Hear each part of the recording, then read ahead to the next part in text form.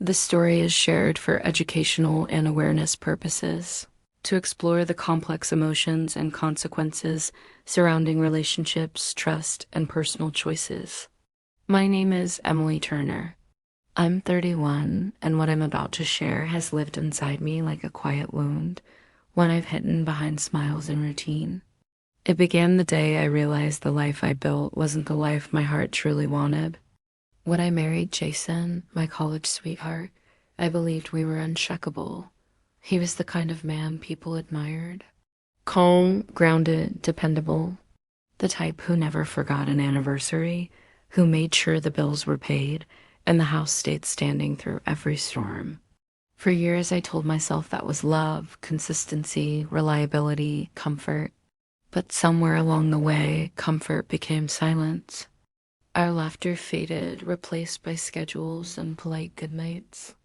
I tried to convince myself it was normal, that real marriage was less about butterflies and more about endurance. But deep down, I missed the pulse, the rush, the feeling that love could still make me lose my breath. Then there was Noah. He wasn't a stranger.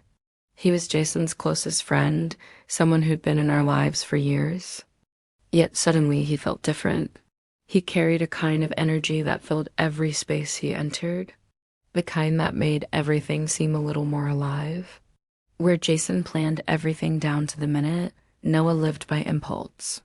And when he looked at me, it was as if he saw the part of me I had forgotten existed.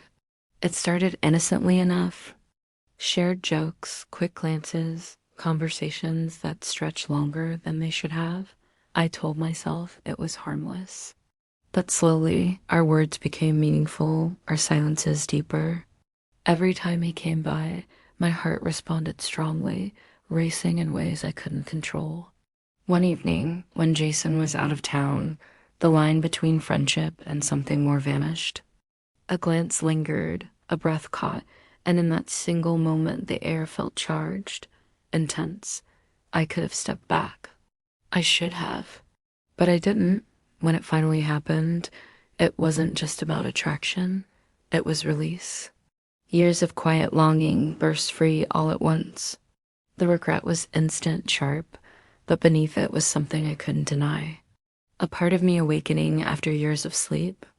Afterward, I stared at myself in the mirror, searching for the woman I had been before that night. She was gone. What stared back was someone both terrified and alive.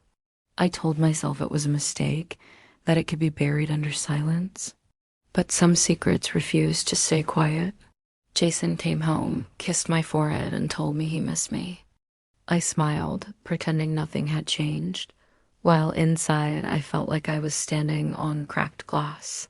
Every word, every touch was an act, and still Noah lingered in my thoughts. His voice, his eyes, the memory of how my name sounded when he said it. Days bled into weeks. I tried to distance myself to rebuild the walls I'd broken, but the smallest things kept tearing them down. A random text. A passing hello. The way our eyes found each other across a crowded room. Each time my resolve slipped a little more. Regret became my shadow. At night, while Jason slept beside me, I replayed moments I shouldn't remember. My body lay still, but my mind was elsewhere, tangled in a storm I couldn't escape. Then Jason suggested we take a weekend away. Just us, he said softly, his eyes kind, unaware. I agreed, hoping distance would quiet the chaos inside me. That trip was both a mercy and a challenge. Away from everything, I saw Jason for who he truly was.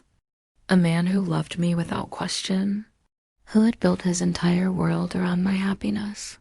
I watched him laugh by the fire, reach for my hand, and I wondered how I had lost sight of that kind of love. For a fleeting moment, I believed I could return to him completely, that the storm inside me could fade into calm. But when we came home, Noah was there. One look, and every fragile bit of control I'd built shattered. The truth hit me hard. I couldn't keep living in two worlds. The quiet safety of Jason's love and the intense, consuming pull of Noah's connection could never coexist. One would destroy the other, and both were slowly destroying me. Now every morning feels heavier. Jason's smile carries a trust I no longer deserve. Noah's absence feels like a wound that refuses to heal. I move through my days pretending everything is fine, but inside it's chaos.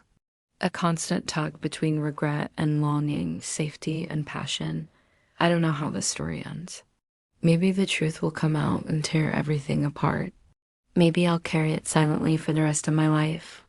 All I know is that what I felt with Noah was real. Raw and frightening, but real.